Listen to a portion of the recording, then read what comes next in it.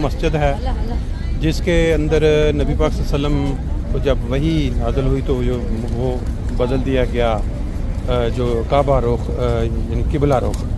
اور یہ اس کے سامنے یہ دیکھیں کس طرح کبوتروں کی لائنیں لگی ہوئی ہیں, پورے کا پورا جو ہے ہال وہ کبوتروں کا. بیک وہ مسجد دیکھ رہے ہیں جہاں پہ قبلہ چینج ہوا تھا. بڑا ہی کمال قسم کا یہ منظر ہے, اگر آپ اس کو دیکھیں. کرنے کی وحی آپ پر نازل ہوئی. جیسا کہ ہم جانتے ہیں کہ جب نبی کریم صلی اللہ علیہ وآلہ وسلم مکے میں تھے تو آپ ایسی جگہ کھڑے ہو کے نماز پڑھا کرتے تھے جہاں آپ کا رخ بیت المقدس کی طرف اور اسی طرح خانہ کعبہ کی طرف ہوتا تھا. یعنی خانہ کعبہ بھی آپ کے سامنے ہوتا تھا اور آپ کا رخ بیت المقدس کی طرف بھی ہوتا تھا. تو جب ہجرت ہوئی تو مکہ جو ہے یہ مدینے سے جنوب کی جانب ہے اور بیت المقدس مدینے سے شمال کی جانب ہے. اس لیے یہ ایک مسئلہ وقت پیدا ہوا اور ایک ہی طرف رخ ہو سکتا تھا, یا بیت المقدس کی طرف ہو سکتا تھا یا خانہ کعبہ کی طرف ہو سکتا تھا. تو جب تک نبی کریم صلی اللہ علیہ وسلم کے اوپر کوئی وحی نازل نہیں ہوتی تھی اس وقت تک آپ جو تورات کی تعلیم تھی, جو یہودیوں کی تعلیم تھی, اسی کے اوپر عمل کیا کرتے تھے. تو یہودیوں کا قبلہ جو کہ بیت المقدس تھا تو نبی کریم صلی اللہ علیہ وسلم پھر مدینے میں آ کے بیت المقدس کی طرف منہ کر کے ہی نماز پڑھتے رہے. تو اس جگہ پہ آپ نماز پڑھ رہے تھے تو پھر اللہ تعالیٰ نے آپ کو وحی کی. نماز کے دوران ہی وحی نازل ہوئی کہ آپ اپنا رخ خانہ کعبہ کی طرف کر لیں, کیونکہ حضرت صلی اللہ علیہ وسلم کا دل یہی کرتا تھا کہ خانہ کعبہ قبلہ ہونا چاہیے. تو اللہ تعالیٰ نے پھر آپ کی خواہش کو بھی سامنے رکھتے ہوئے اور ویسے بھی خانہ کعبہ کے احترام میں اللہ تعالیٰ نے آپ کو یہ حکم دیا, مسلمانوں کو حکم دیا کہ اپنا رخ خانہ کعبہ کی طرف کر لیں. تو نماز ہو رہی تھی اور صحابہ کا بھی دیکھیں اطاعت کا ایک کیا مقام تھا کہ نماز کے دوران نبی کریم صلی اللہ علیہ وسلم جو ہے یہ ایسے نہیں کہ رخ انہوں نے اپنی جگہ پہ کھڑے ہو کے تبدیل کر دیا تھا, کیونکہ وہ ہو نہیں سکتا تھا. آپ کا رخ اس وقت شمال کی جانب تھا اور آپ صحابہ کی جو صفیں تھیں ان سے باقاعدہ اوپر سے ہو کے تو جو پچھلی صف تھی اس کے دوسری طرف نبی کریم صلی اللہ علیہ وسلم نے پھر جنوب کی طرف اپنا رخ خانہ کعبہ کی طرف کیا اور صحابہ نے پھر اپنی اپنی جگہوں پہ کھڑے ہی جو رخ ہے وہ تبدیل کر لیا. تو نبی کریم صلی اللہ علیہ وسلم نے نہ کوئی وضاحت کی, نہ انہیں بتایا کہ یہ وحی نازل ہو گئی ہے اس لیے میں یہ کام کر رہا ہوں. انہوں نے جب دیکھا کہ نبی کریم صلی اللہ علیہ وسلم نے اپنا رخ تبدیل کر لیا ہے اور نماز کے دوران کر لیا ہے تو بغیر کسی حیل و حجت کے انہوں نے بھی اپنا رخ نبی کریم صلی اللہ علیہ وسلم کی اتباع میں, آپ کی اطاعت میں خانہ کعبہ کی طرف کر لیا. تو پھر یہاں جو مسجد بنائی گئی اس کو مسجد قبلتین کہتے ہیں, یعنی دو قبلوں والی مسجد. ایک پہلا قبلہ جو ہے اس کو بھی دکھایا گیا ہے.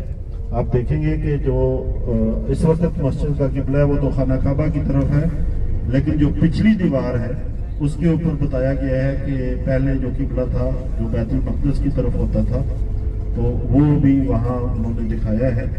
تو وہ اس سے پتہ چلتا ہے کہ پہلے قبلہ کس طرف ہوا کرتا تھا اور پھر بعد میں کیسے ہوا, اور جو منظر اس وقت بنا ہوگا وہ بھی میں نے آپ کے سامنے اس کی تصویر کھینچ دی ہے کہ کیسے نبی کریم صلی اللہ علیہ وسلم اپنی جگہ سے ہٹ کے اور چھوڑ کے تو دوسری طرف آپ چلیں گے اور اپنا رخ جو ہے وہ تبدیل کر لیا تھا. پھر یہاں اس مسجد کی قبلتین کے بعد ہم جنگ خندق والی جگہ پہ بھی جائیں گے, اور یہ وہ جگہ ہے جہاں جو تیسری جنگ ہے مسلمانوں اور کفار کے درمیان وہ ہوئی تھی 5 نوری میں، یعنی ہجرت کے 5ویں سال، جب نبی کریم صلی اللہ علیہ وسلم پہلی جنگ جو ہے وہ ہجرت کے 2 سال کے بعد ہوئی، دوسری جنگ احد وہ ہجرت کے 3 سال کے بعد ہوئی، اور جنگ احزاب یا جنگ خندق یہ ہجرت کے 5 سال کے بعد ہوئی تھی۔ اور اس کو جنگ احزاب بھی کہتے ہیں کیونکہ اس میں جو کافروں کے جو عربوں کے مختلف قبیلے تھے، احزاب تھے، وہ مل کے شامل ہوئے تھے، اور سارے عربوں نے یہ تہیہ کیا تھا کہ ہم مل کے مسلمانوں کو ختم کر دیں۔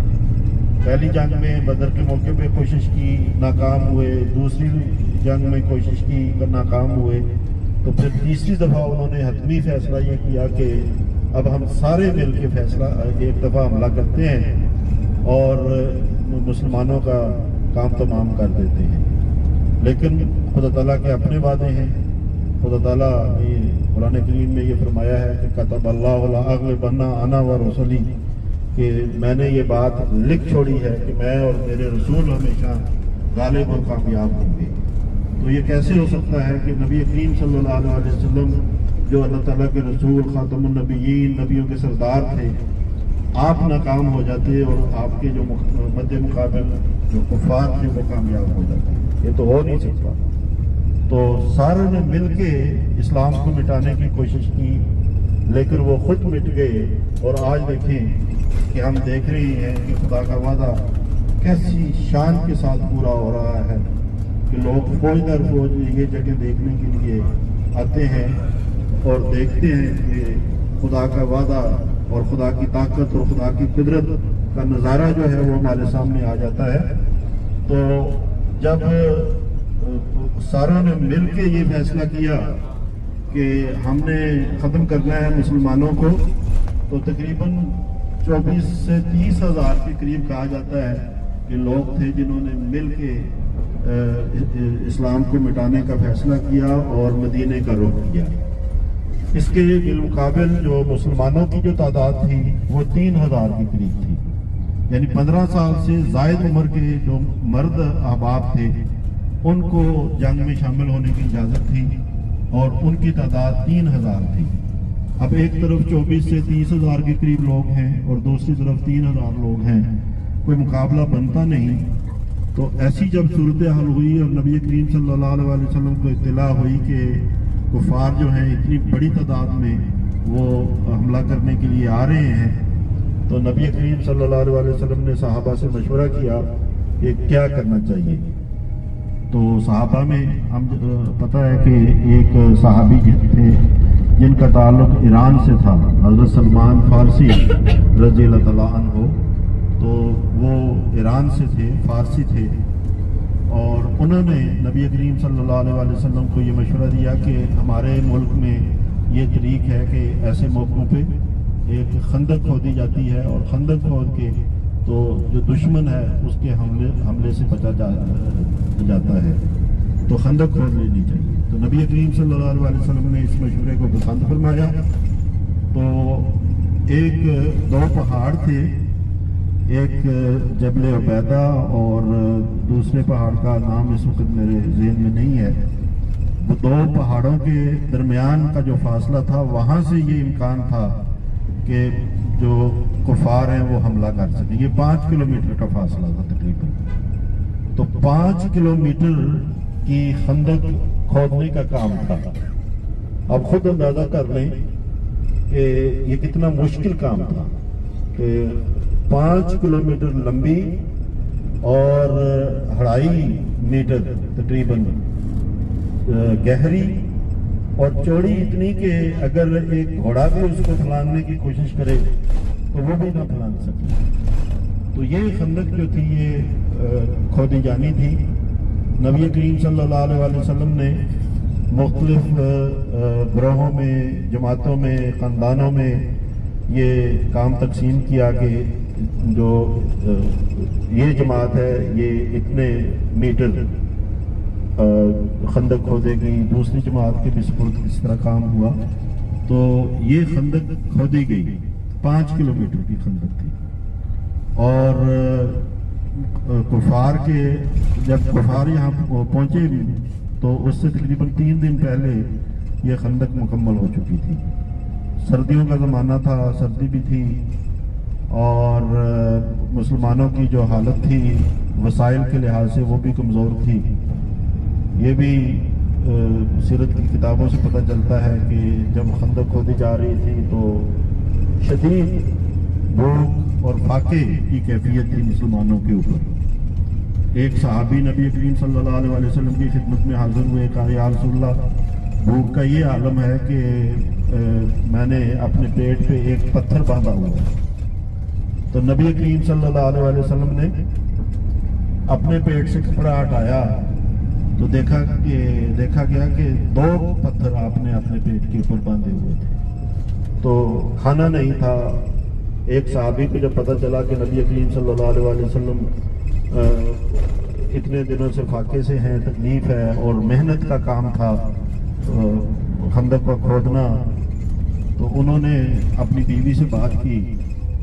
تو اس نے کہا ٹھیک ہے میں کھانا بناتی ہوں، تو تم خاموشی سے نبی کریم صلی اللہ علیہ وسلم اور چند جو کبار صحابہ تھے ان کو ساتھ لے کے آ جانا، اور اس طرح دعوت ہو جائے گی.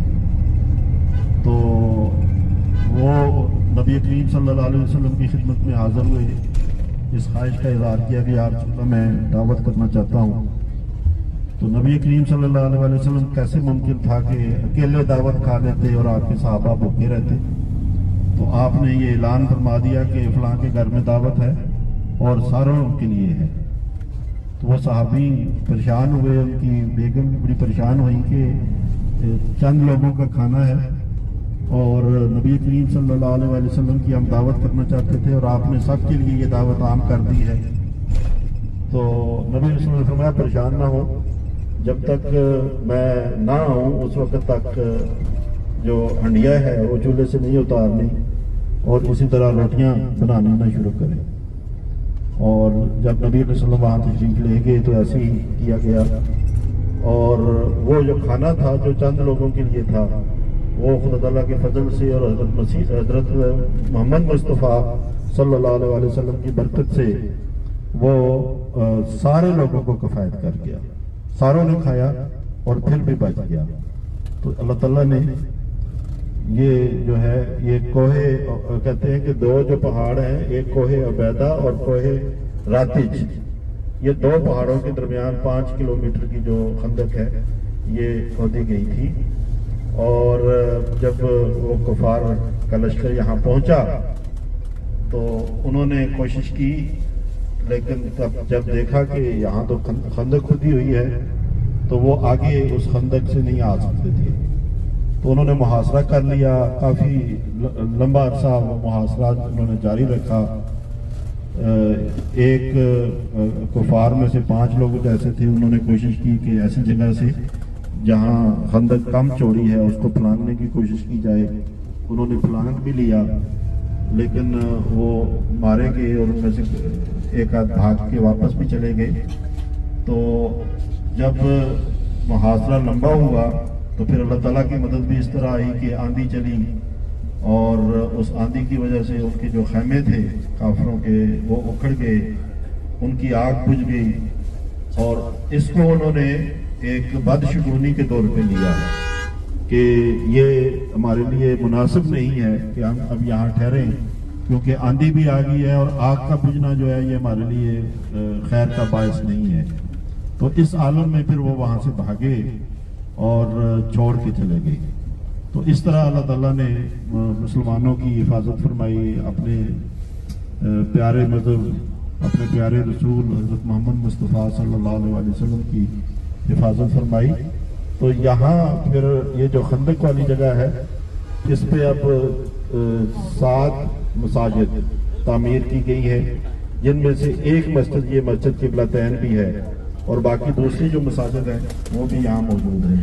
جزاکم اللہ. جی وہ مسجد جس کا آپ نے ابھی ذکر سنا، ابھی اس کے اندر چلتے ہیں، اندر چل کے دیکھتے ہیں جو ڈیٹیل اتنی ڈیٹیل میں بتایا گیا ہے. تو وہ منظر آپ اندر دیکھنے کے لیے اور زیادہ جستجو بڑھ گئی ہے.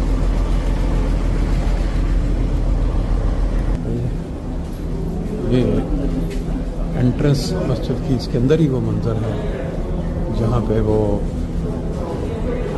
चेंज किबला रुख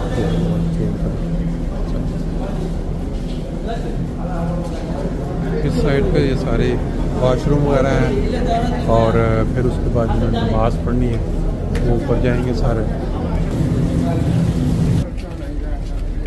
ये देखिए मुख्तलिफ साइन लगे हुए हैं नमाज के लिए। ये जो है सिर्फ औरतों का दूसरी साइड पर रास्ता बनाया गया है। यहाँ पे किबला का रुख तब्दील हुआ था। इस साइड पे मस्जिद के अंदर आप देख रहे हैं पहले किबला का रुख इस साइड पे था मुकम्मल, और फिर वही के बाद जिस जगह हम खड़े हैं किबला का रुख मुकम्मल तौर पर इस साइड पे हो गया। अब ये किबला है जो आजकल मुसलमानों का मुरव्वज है। ये मस्जिद काफ़ी खुली है और ये जो इस वक्त आप तो लोगों को देख रहे हैं ये नमाज इशराक नवाफिल पढ़ने के लिए लोग यहाँ आते हैं। सुबह 8 बजे का वक्त है और अब ये वाला किबला जैसे मैंने आपको बताया है पहले इससे कबल जो इस साइड पे था किबला, सामने आपका निशान है।